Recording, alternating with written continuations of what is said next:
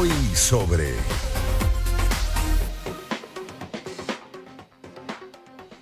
Luis Alberto Rosa es presidente de la Asociación Venezolana de Crítica Teatral, AVENCRI. Es guionista de teatro, dramaturgo, de cine y televisión, es director, docente, un gran profesor universitario, un gran maestro y además amigo. Luis Alberto, bienvenido a este programa de Gladys en Éxitos con Antonio Cuevas. No, un placer, Antonio, por favor, gran maestro, por compartir contigo este espacio, y a Gladys un gran saludo. Mira, Luis Alberto, el teatro es el reflejo siempre de la vida de un país, el reflejo, pero queríamos que nos dijera un poco, que nos hablara un poco de las cosas más curiosas, no solo de la historia del teatro, sino también del mundial, sino de la nuestra, incluso en Venezuela, y puede aportar datos incluso de lo que haya pasado hace 2 semanas, que sea curioso. ¿Qué es lo que más te ha llamado a ti de la atención del teatro y de los datos que puede aportarnos? Bueno, el teatro, es uno de los artes más antiguos de la humanidad, y por eso tiene mucha historia de curiosidades y particularidades. Ha evolucionado de una manera extraordinaria. Bueno, desde los griegos, que es la cuna donde nace el teatro. Por ejemplo, una curiosidad muy particular era que solamente estaba representado por 3 actores. Uh-huh. Entonces uno lee las tragedias y las comedias griegas y ves unas obras con una cantidad de personajes increíbles, resulta bastante impresionante, poder saber cómo hacían estos solo tres actores para representar, y por supuesto no se permitía la representación de la mujer, ¿no? No existían las actrices. Las mujeres no eran ciudadanas, además. No, exactamente. Y los actores en el escenario resultaban ser como una especie de titanes, porque tenían que encaramarse en unos grandes zancos, unos coturnos inmensos, con 4 o 5 kilos de vestuario, más unas máscaras que les permitían proyectar la voz, porque recordemos que, no teníamos la facilidad de hoy en día de los micrófonos, ¿no? Entonces, esa es una particularidad del teatro de la antigüedad, por ejemplo. Es como complicado, pero el ser humano es como complicado. Cuando uno se pone a revisar, por ejemplo, esa parte de la historia, uno dice, además, todo lo que se usaba y, esa cantidad de vestuario pesado, más allá del momento de lo que existía, como dice la limitación, era exagerado. Y al final lo que demuestra es que el ser humano siempre ha sido como complicado. No sé cómo lo ven ustedes. El teatro es el reflejo, como digo, y es el arte que se resume a todas las artes, pero además, hablando del teatro antiguo, que eran gigantes, los escenarios eran gigantes, si tenían que proyectar la voz, claro, ellos eran genios también para hacer esos teatros que hacían, que tenían una buena acústica. ¿Qué te llama la atención a ti? El hecho de que eran 3 actores además y tenían que hacer todos los personajes, aunque luego ponían el coro. Sí, es la capacidad, que es la esencia de lo que es el arte de la actuación, es la capacidad de histrionismo que puede tener un solo actor en el poder cambiar sobre el escenario y poder transformarse en distintos personajes en el mismo espectáculo. Yo creo que eso es lo que más llama la atención del público y lo que más maravilla al espectador cuando se encuentra frente a un escenario, ¿no? Cómo ver a un actor que logra transfigurarse y logra representar 5, 6, 7, 8, 10 personajes, solo con un cambio en el caso de los griegos, un cambio de máscara, un cambio de vestuario y un cambio de tono de voz, lograr representar fielmente y que se lo crea el espectador, ¿no? Que es lo más importante. Sí, además pasaba algo. Fíjate que luego los romanos, que luego copiaron todo de los griegos, con el teatro romano, que lo hacían con máscara, ponían como más personajes, pero esos personajes no eran actores, eran como estatuas, como maniquíes, que también tenían máscara, pero solo hablaban otros. ¿Cómo ellos diferenciaban al actor de lo que eran estatuas? Pues que las máscaras eran con una sola expresión. Los romanos se separaban por el sonido. Es decir, por el sonido sabía que allí dentro de la máscara había un actor. En latín, perisonno, personno, que viene persona, Y la persona es la que tiene voz, que eso es lo que nos diferencia de los animales. De ahí viene uno de los orígenes de la palabra persona, viene por la máscara también que usaba. Y curiosamente, para dejar enseguida otra vez hablar a él, pero quiero terminar, la máscara era de cera. Entonces la máscara era una sola expresión. Cuando la gente se quitaba la máscara, quedaba su cara auténtica. Como la máscara era de cera, cuando te quitabas la máscara te quedaba sin cera, es decir, con tu rostro auténtico. De ahí viene la palabra sincera, auténtico. Y querían, bueno, compartir eso, que es maravilloso, que de dónde viene el lenguaje que nos llena de tantas cosas a partir de una máscara. Luis Alberto, después el teatro pasa por muchas cosas. ¿Recuerda algo de la Edad Media, o sobre todo el siglo de oro español y el teatro isabelino con Shakespeare? De Sí, cosas bueno, curiosas. es unas épocas maravillosas. En la Edad Media, una cosa que llama mucho la atención es que se prohíbe el teatro, es la edad oscura del teatro realmente, porque era un arte pagano, pues, ¿no?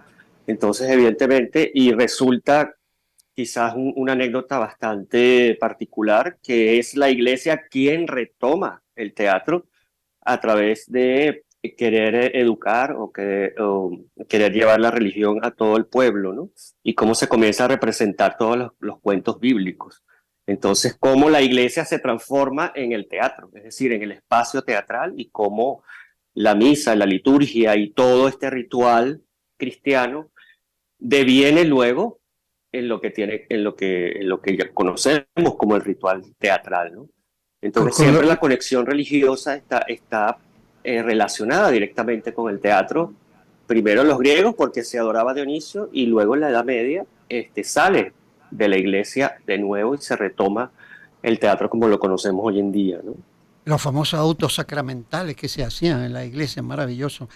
Después, claro, explosiona en el siglo de oro español y el teatro isabelino. ¿Qué recuerda algo así? Claro, mantiene un poco la estructura del teatro griego porque la escenografía sigue siendo fija, y sigue existiendo la particularidad de que no existen actrices. Las actrices vienen a aparecer a partir de todo lo que conocemos como el teatro clásico francés. Realmente en el teatro de Shakespeare tampoco conocemos actrices, sino que los hombres, es decir, la Julieta que ustedes se pueden imaginar no es una Julieta cándida y bella y hermosa como la conocemos, sino que es un joven mancebo de 14 años que se Que hacía de transfigura en mujer, mujer. sí. Sí. Y Pero una fíjate que yo los... particularidad es que, Ajá. disculpa, Clay, No, adelante, Luis Alberto. Adelante, por favor, termina la idea para yo una agregar aquí y preguntarle a los particularidad dos. una anécdota que además se conserva hasta hoy en día en nuestros teatros.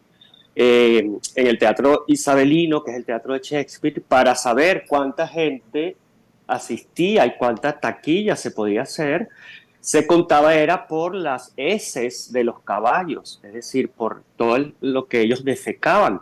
Por eso es que tradicionalmente, cada vez que una agrupación teatral va a comenzar la pieza teatral, hay un grito de guerra que no puedo decir aquí al aire porque para nosotros es una grosería, pero que se traduce en mucha eso que Ujú. hacen los caballos, ¿no? Claro, si había mucha S en la puerta del teatro, es señal de que había habido mucha gente.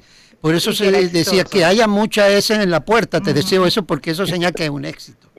Eso es Sí, muy por eso curioso. se queda todavía, ustedes lo usan mucho, pero yo escuchándolos con detenimiento, por eso insisto en la pregunta de que es increíble, claro, hay que poner en contexto siempre. En este caso estamos poniendo en contexto el teatro con Luis Alberto y me encanta porque nos ubica cómo era la dinámica, por ejemplo, de los griegos, de los romanos y así vamos pasando de Edad Media hasta llegar a la actualidad. Pero la actualidad, con todo que la cuestionamos por mucha convulsión y hay, bueno, en algunos casos una mala interpretación de libertad versus libertinaje, pero uno ve el teatro bastante más lógico hoy en día, donde incluso se repasan pues, esas obras del inicio, pero uno lo siente que es obviamente más funcional desde tu punto de vista, pues bueno, por supuesto la inclusión, a nada más y nada menos, esa diversidad está presente en el teatro. Y ahí hablaba de la complejidad del ser humano, porque esos primeros, solo tres, esas limitaciones que el mismo ser humano se ponía en una expresión, en este caso artística, como la actuación y el teatro, ¿qué reflexión les deja a ustedes? yo siempre buscando más allá y de nuestro comportamiento social y cómo hemos ido evolucionando, en algunos casos involucionando, pero uno va viendo eso y dice, Dios mío, era como muy complicado y los griegos no eran para nada seres inferiores, muy avanzados en muchos sentidos, igual que los romanos, etcétera. Y uno dice, ¿por qué no vieron más allá? De repente algo bastante más sencillo para ejecutar esto que estamos hablando hoy, la maravilla del teatro. Y lo lograron desde su Claro, punto de bueno, vista, ustedes lo valoran, pero sí, es como una complejidad que siempre nos ha marcado a la humanidad.